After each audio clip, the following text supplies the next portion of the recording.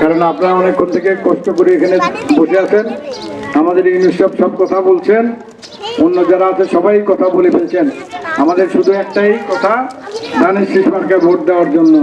আগামী 12 তারিখে ধানের শীষে ভোট দিলে এই এলাকার উন্নয়ন হবে, রাস্তাঘাটের উন্নয়ন হবে, আপনাদের ফ্যামিলি কার্ডের ব্যবস্থা করা হবে, কৃষক কার্ডের ব্যবস্থা করা হবে, স্বাস্থ্য কার্ডের ব্যবস্থা করে যত রকম উন্নয়ন আছে উন্নয়ন করা হবে। আপনারা ভোট দিবেন, আপনাদের এই ভোটের মাধ্যমে আল্লাহ রহমতে আগামী দিনে তারেক রহমান প্রধানমন্ত্রী হলে এই দেশের দুঃখ দুর্দশা সব কিছু শেষ হয়ে যাবে ইনশাল্লাহ।